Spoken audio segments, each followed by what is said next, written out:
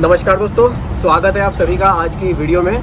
दोस्तों आज है संडे और संडे में मैंने सोचा क्यों ना स्पेशल एक वीडियो आप लोगों के लिए बनाई जाए। जो आपके कमेंट्स मेरे पास आए हुए हैं, जो आपके सवाल हैं, क्यों ना उन्हीं का रिप्लाई आज की वीडियो में कर दिया जाए। तो आज आपको बैकग्राउंड में कोई बोर्ड वगैरह नहीं दिखेगा, तो सीधे डायरेक्टली जो आपके सवाल हैं उन्हीं पर आज की वीडियो में चर्चा करेंगे। जो आपके कमेंट्स आए थे जिन पर मैं वीडियो नहीं बना पाया, देखिए कुछ लोगों के कमेंट्स पर तो मैं वीडियो बना चुका हूँ, लेकिन कुछ देखिए सारे जो कमेंट्स हैं उन पर वीडियो बनाना पॉसिबल नहीं हो पाता है। फिर भी मैं कोशिश करता हूँ, जिस तरह की आपकी क्वेरी है उस तरह की मैं वीडियो बनाता हूँ। कुछ कमेंट्स हैं मेरे पास जिनके आज मैं रिप्लाई करूँगा। तो चलिए वीडियो को शुरू करते हैं। दोस्तों आपके मन में भी कोई कन्फ्यूज़न हो म्यूचुअल फंड SIP को लेकर, आप लोग भी कमेंट कर सकते हैं। मैं कोशिश करूँगा कि संडे में एक ऐसी वीडियो ज़रूर बनाया करूँगा जिसमें जो आपके पूरे वीक के जो कमेंट होंगे उनका रिप्लाई संडे की वीडियो में किया करेंगे। तो चलिए शुरू करते हैं। चलिए देखिए, पहला कमेंट जो मैं पिक कर रहा हूँ यहाँ पर, इनकी एज है 40 ईयर की, इनकी एज है 40 ईयर, ये ओल्ड है। 2000 रुपये महीने की SIP करना चाहते हैं अगले 20 साल के लिए। कौन सा फंड इनके लिए अच्छा रहेगा? देखिए, अगर आप थोड़ा सा रिस्क लेने में सक्षम है, देखिए रिस्क लेने की क्षमता सभी की अलग अलग होती है। अगर यहाँ पर आप रिस्क थोड़ा सा ले सकते हैं तो आप स्मॉल कैप के साथ जा सकते हैं, क्योंकि आपने जो ड्यूरेशन बताई है बहुत बढ़िया बताई है, 20 से 25 साल की। 20 से 25 साल की ड्यूरेशन में अगर आप SIP में इन्वेस्ट करना चाहते हैं, मैं आपको सजेस्ट करूँगा कि आप स्मॉल कैप के साथ जा सकते हैं, क्योंकि लॉन्ग टाइम में स्मॉल कैप में आपको अच्छा बेनिफिट देखने को मिलता है। अगर आप पिछले 10-12 साल के एक एवरेज रिटर्न्स की यहाँ बात करें, मान लीजिए आप SBI स्मॉल कैप में या निपॉन स्मॉल कैप में जाते हैं, तो आपको 24% से भी ज़्यादा के रिटर्न देखने को मिले हैं। तो अगर आपका टारगेट 20 से 25 साल का है तो आप डेफिनेटली आप स्मॉल कैप के साथ जा सकते हैं। लेकिन अगर आप रिस्क कम लेना चाहते हैं, रिस्क आप सोच रहे हैं कि मुझे थोड़े से रिटर्न्स कम हो जाएँ लेकिन रिस्क भी मेरा थोड़ा सा मॉडरेट हो जाए, तो आप मिड कैप के साथ भी जा सकते हैं। मिड कैप में भी आपके पास अच्छे ऑप्शन है, आप SBI के साथ जा सकते हैं या फिर आप HDFC के साथ भी जा सकते हैं। चलिए अब लेते हैं अपना अगला सवाल। सर मेरा आधार कार्ड गलत है, अब मैं SIP स्टार्ट कर रहा हूँ, आधार कार्ड जब मैं ठीक करा लूँगा तो क्या मुझे SIP में कुछ चेंज करना होगा? देखिए, अगर आपके आधार कार्ड में कुछ मिस्टेक्स हैं, जहाँ तक मैं समझ पा रहा हूँ, हो सकता है कि आपके नाम में या आपके कुछ एड्रेस में कुछ मिस्टेक्स वहाँ पर या डेट ऑफ बर्थ में हो सकती है। देखिए, आधार नंबर आपका हमेशा सेम ही रहता है, तो जिस आधार से आपने वेरीफाई किया है अपने अकाउंट को, तो आधार नंबर आपका सेम ही रहेगा। तो मेरे हिसाब से भविष्य में आपको किसी तरह की कोई परेशानी यहाँ पर नहीं होनी चाहिए। चलिए अगला सवाल। सर क्या मैच्योरिटी पर टैक्स भी लगता है? जी हाँ, बिल्कुल। देखिए, long term capital gain tax यहाँ आपको पे करना होता है अगर आप 1 लाख रुपये से ज़्यादा का प्रॉफिट यहाँ पर ले रहे हैं, जो कि आपको 10% होता है long term capital gain tax. अब अपना अगला सवाल लेते हैं। अगला सवाल है, सर नमस्कार, SIP में इन्वेस्ट करना चाहता हूँ, 3000 रुपये महीना से शुरू करना चाहता हूँ, लेकिन किस ऐप के थ्रू मैं इन्वेस्ट करूँ इसकी मुझे जानकारी नहीं है, इसके बारे में थोड़ा सा बताइए। देखिए, अगर आप SIP में इन्वेस्टमेंट शुरू करना चाहते हैं, बहुत अच्छी बात है, आपने SIP में स्टार्ट करने का प्लान किया, आपको फ्यूचर में बहुत अच्छे बेनिफिट्स यहाँ देखने को मिलेंगे। बाकी ऐप के बारे में मैं बताऊं, आप सिंपली ग्रो ऐप से भी शुरुआत कर सकते हैं, आप ET मनी से भी कर सकते हैं, आप एंजल वन ऐप से भी कर सकते हैं। तो काफ़ी सारे ऑप्शंस यहाँ आपको देखने को मिल जाते हैं, आप इनमें से किसी भी ऑप्शन के साथ जा सकते हैं। आप चाहे तो इनकी डेमो वीडियोस भी देख सकते हैं, जो आपको काफ़ी सारी यूट्यूब पर मिल जाएगी। जो भी आपको ईजी लगे आप उस प्लेटफॉर्म के साथ जा सकते हैं। देखिए, ऐप के थ्रू इन्वेस्ट करने का एक प्रॉफिट आपको यहाँ भी देखने को इस तरह का देखने को मिलेगा कि आपको डायरेक्ट प्लान्स देखने को मिलेंगे। डायरेक्ट प्लान्स में आपको रेगुलर प्लान के मुकाबले जो एक्सपेंस रेशो है वो काफ़ी कम देखने को मिलता है, तो इसलिए आपको यहाँ पर ज़्यादा बेनिफिट फ्यूचर में देखने को मिलेगा। चलिए अब बढ़ते हैं अपने अगले सवाल की तरफ। इन्होंने ये कमेंट किया है, जो मैंने वीडियो डाली थी कल Nippon India flexi cap fund की, उसके ऊपर इन्होंने कमेंट किया कि सर फ्लेक्सी कैप फंड और एक्टिव फंड इन दोनों में क्या डिफरेंस है। इन्होंने निपॉन इंडिया के ऊपर ही पूछा है, इन्होंने पूछा है, जी हाँ, क्वांट के बारे में पूछा है।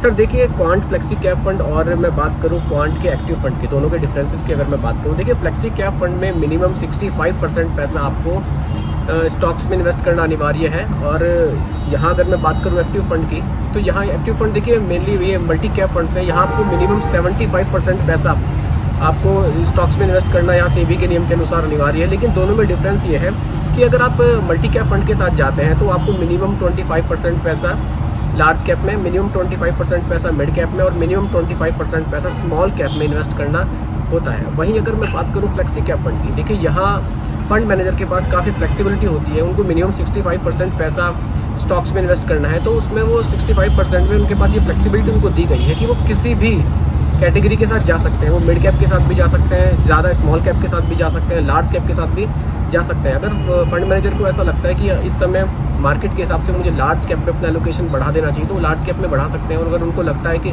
स्मॉल कैप में बढ़ा देना चाहिए तो वो स्मॉल कैप में भी अपना एलोकेशन बढ़ा सकते हैं। इसलिए यहाँ पर मल्टी कैप के मुकाबले फ्लेक्सी कैप में फंड मैनेजर के पास ज़्यादा फ्लेक्सिबिलिटी रहती है और वहाँ आपको ज़्यादा प्रॉफिट भी देखने को मिल सकता है। क्योंकि देखिए मल्टी कैप में क्या है ना, बाउंडेशन है, मिनिमम 25% पैसा आपको लार्ज कैप में, मिनिमम 25% पैसा मिड कैप में और मिनिमम 25% पैसा स्मॉल कैप में इन्वेस्ट करना ही होगा। चलिए अब बढ़ते हैं अपने अगले सवाल की तरफ। अगला सवाल, सर कितना टैक्स लगेगा? टैक्स के बारे में मैं आपको बता ही चुका हूँ।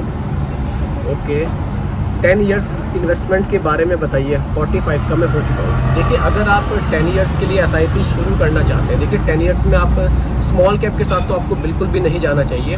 देखिए मैं तो यही कहूँगा कि SIP को आप 10 ईयर से थोड़ा सा और उसको बढ़ाएं, तभी आपको अच्छा प्रॉफिट देखने को मिलेगा, तभी आपको उसमें कंपाउंडिंग की पावर देखने को मिलेगी। फिर भी अगर आपको 10 ईयर्स के लिए ही SIP करनी है तो आप मिड कैप कैटेगरी के साथ जा सकते हैं। यहाँ आपको 10 साल में अच्छे रिटर्न्स देखने को मिल सकते हैं। चलिए अब बढ़ते हैं अगले सवाल की तरफ। अगला सवाल आ जाता है हमारे पास।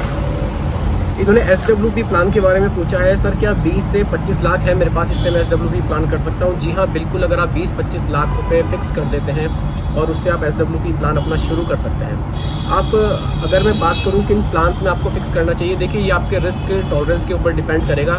अगर आप रिस्क ज़्यादा ले सकते हैं तो आप मिड कैप के साथ भी जा सकते हैं। अगर आप चाहते हैं कि नहीं मैं रिटर्न्स मुझे कम चल जाएंगे, रिस्क मैं थोड़ा सा कम लेना चाहूँगा, तो आप इंडेक्स फंड में इन्वेस्ट कर सकते हैं। चलिए अगला सवाल, सर कॉन्ट्रा फंड और स्मॉल कैप फंड को SBI बैंक से ले सकते हैं? देखिए आपको ये जो SBI के प्लान से ये SBI बैंक से नहीं मिलेंगे, ये आपको SBI के AMC ऑफिस से ये मिलेंगे। असेस्ट मैनेजमेंट कंपनी इनके AMC ऑफिस होते हैं, या फिर आप इनको ऑनलाइन इनकी वेबसाइट से भी आप इन प्लान्स को परचेज़ कर सकते हैं, या फिर आप किसी ऐप के माध्यम से, ग्रो ऐप के माध्यम से भी आप इनको इन प्लान्स में पैसा अपना इन्वेस्ट कर सकते हैं। चलिए अगला सवाल आ जाता है। अगला सवाल है, इन्होंने काफ़ी बड़ा ये सवाल लग रहा है मुझे। सर मैंने SBI बैंक में SIP शुरू की है 11,000 रुपये महीना की। इन्होंने बताया SBI स्मॉल कैप में 4,000, SBI मिड कैप में 2,000 और SBI निफ्टी इंडेक्स फंड में इन्होंने 5,000 रुपये का इन्वेस्टमेंट शुरू किया है। इन्होंने पूछा कि क्या इसको कुछ चेंज करना चाहिए। देखिए आपने ठीक ठाक किया है, लेकिन आपको यहाँ स्मॉल कैप का जो अमाउंट है आपको वो थोड़ा सा घटाकर मिड कैप के अमाउंट को थोड़ा सा बढ़ा लेना चाहिए मेरे हिसाब से। स्मॉल कैप में 4,000 न करके आप इसको 3,000 के आसपास रखेंगे तो आपका जो पोर्टफोलियो है उसमें जो आपका रिस्क है वो थोड़ा सा यहाँ कम हो जाएगा। बाकी आपके जो फंड्स वो हैं सब ठीक है, कोई दिक्कत नहीं है। चलिए अब आगे बढ़ते हैं। Can you confirm if we are doing this for 10 years?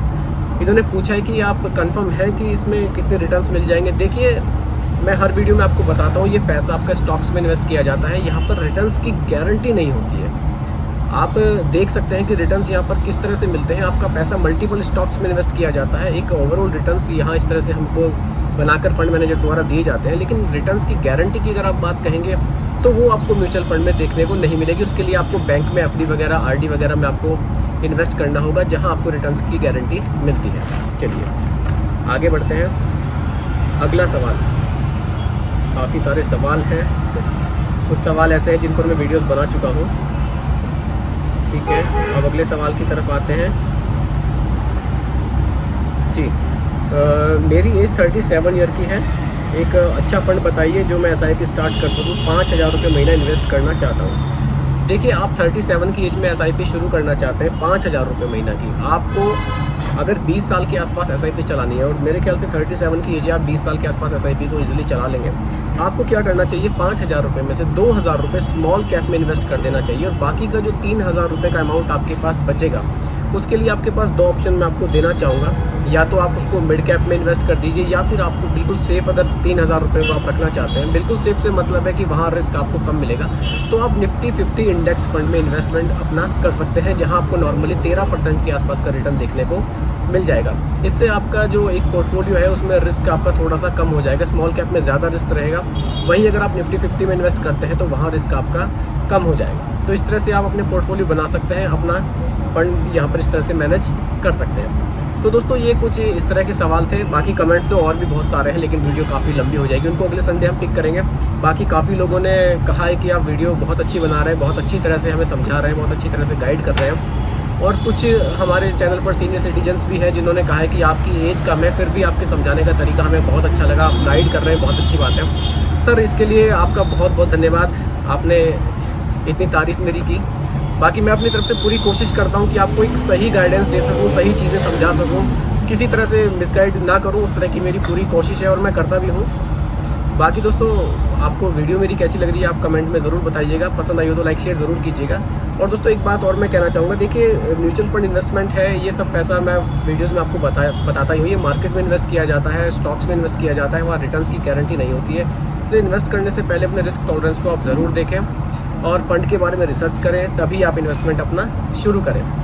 बाकी इसी तरह की वीडियो आप आगे भी देखने के लिए सब्सक्राइब ज़रूर कीजिएगा इन्वेस्ट राइट को। धन्यवाद।